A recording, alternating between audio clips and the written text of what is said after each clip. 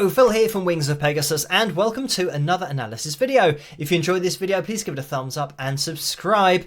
Tonight is going to be a bit of a different one, and it might be a shorter video than usual because the subject matter is very short. It's just from a shorts video on YouTube, and this is something that I've been sent and asked to look into by Danny Sapko himself. I think it all stems from people saying that he's pitch corrected his voice because he's singing different lines like lead lines and harmony lines and demonstrating that people think it's maybe not his real voice and that he's using pitch correction or auto-tune and things like that. So I will be jumping into this, and I have isolated Danny's voice and run it through pitch monitoring software. Now, ordinarily, when I am looking at somebody's voice, and if somebody asks me, oh, is this particular performance pitch corrected?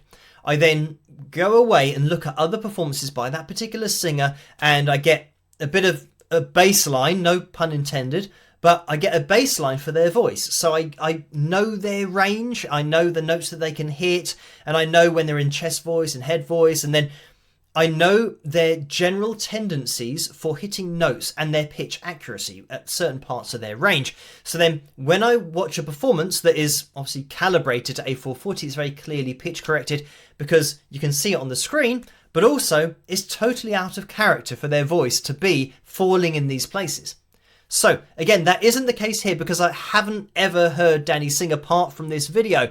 So I'm going to jump into it and we'll just listen to this. I love the sound of vocalists singing in harmony. I often think the safe and simple note choices are often the most memorable. Something like, carry on my wayward son, there'll be peace when you are done. Then the next... So, there's our first example. So I will be jumping into this. And again, I haven't heard Danny sing before, so in terms of his range and knowing the notes that he can hit comfortably and all that kind of stuff, I'm just going to be basing this on the pitch monitoring software. And I mean, immediately we can see that we don't actually have a great deal of calibration going on here. We've got, slightly sharp D sharp 4. I mean, and that, I'm going to take it back, listen to it again, because accuracy wise with the harmonies, I'd say this is pretty spot on. Something like, carry on my wayward son, there'll be peace when you are done. I mean, yeah, pretty accurate. And I am going to get rid of this so you can see. I mean, I am going to say that I don't think this is just a one-take vocal. I think it might have been recorded a few times and then the video then recorded with the audio then kind of placed over the top. So again, that might be something in Danny's follow-up video. He might say, oh, no, I did it all in one take. Or he'll say that, it was multiple takes and the video. And this is a normal thing to record it as, you see the video being, in this particular case, doing an accurate representation of the song and the vocals, and then doing the video part afterwards once that vocal part is done. But anyway, so for this first little demonstration, there are parts that are really accurate. We can hear that. But I would say that they are accurate without being calibrated. There'll be peace when you are done. And there, I mean, we do just drift a little bit sharp there with one of the harmonies. Let me just take this back. You're my wayward son, there'll be peace when you are done. So there we go, yeah. That done, we started flat and then just ascended sharp. So that's what you can hear in that backing vocal. So, but again, that's got the freedom to move there. So, I mean, on this evidence, I'd say that I don't think this is Danny not being able to sing and not having the range to do this and singing a low note and then shifting it all the way up to like an octave higher because he can't actually sing that high. I don't think this is a case of doing that, because I think in those particular cases, especially for some of these notes and the harmonies having to be as accurate as they have to be with this particular song, Carry On Wayward Son, the high notes have to have some kind of body in there. They have to sound, relatively thick from a head voice perspective. It can't be like an airy falsetto sound, and we are getting that chord closure sound to this. So I will just let this play on. The next step up is where you might start to hear a few more challenging intervals, like this classic from the B sharps. I'm telling you it's mighty nice, each trip's a trip to paradise, with my baby on board. So now, in this particular case, when we compare it with the first example, I think when we started out, let me just let this play. Paradise. There are little parts in here that do tweak my ear a little bit from a tuning perspective, and it is reflected on the pitch monitoring software. That, you know, the G3 was, you know, right over that line, the D sharp 4 and the C sharp 4 right over the lines there, and here just a little bit, you know.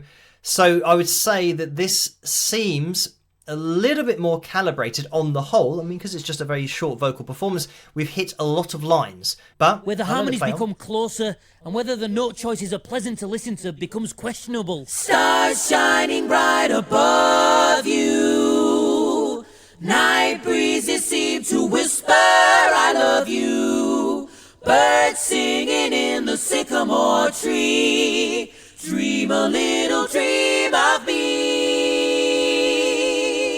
Now, I mean, again there, what you would consider as really tight vocals, that they are harmonizing very well.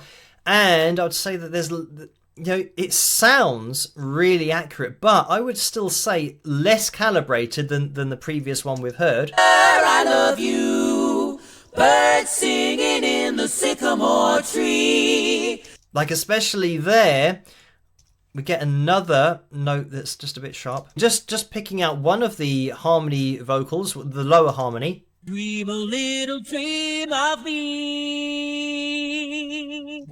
So actually, it's over here on the left-hand side of the D4. You can hear how we are flat of that. I mean, we're kind of perfectly over the D sharp 4 here, but we are getting a significant amount of resets going on. So I think that, I mean, we've got a lot of voices going on here, and we can't isolate every voice, unfortunately, yet, to get that kind of separation going on to analyze each voice individually. But when we do have 4 voices and we can pick out this lower harmony, we were over the D sharp 4 here, but we then get this reset of being slightly flat. Here, we're actually a little bit sharp, and then we ascend. And here, another reset. We're not overlined there. Here, we're a little bit sharp. So we're getting lots of things here that look like a natural voice. So in conclusion, what I'm saying about what I've heard and what I've seen is, I mean, first of all, people might say, oh, he's not even doing it. He's faking it. He's using AI, for example. And I'm ruling that out because I think that AI would have less variation in pitch than we've got in these vocals. So, and it would have a lower bit rate quality sound to it. I'm ruling out the fact that it's all fake and AI. So that's the first part. The second part would be that Danny has sung this but can't really hit the notes and has now moved his voice up and down in order to now create these melodies, which is like really heavy pitch correction.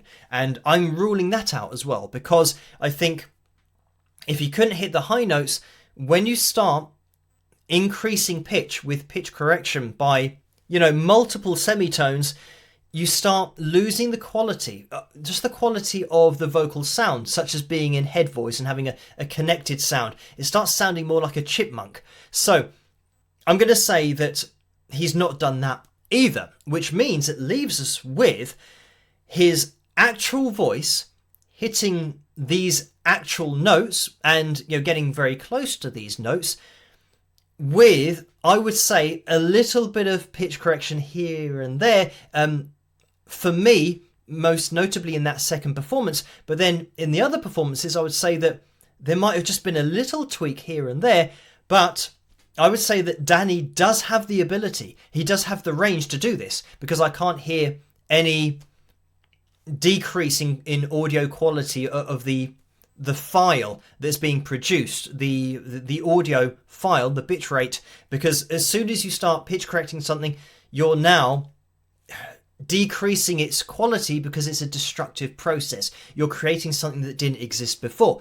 So the fact that it doesn't sound like that means that Danny was getting really close to these notes because he hasn't had to move them, hardly at all. But I've given my reasons for thinking why I think what I do about this. And yeah, we'll see if Danny was actually singing it or whether he wasn't, or whether he really heavily pitch corrected his vocals or not. But I've given what I think is going on and why I think those things haven't happened, and also into the recording process of what I think's happened for that as well.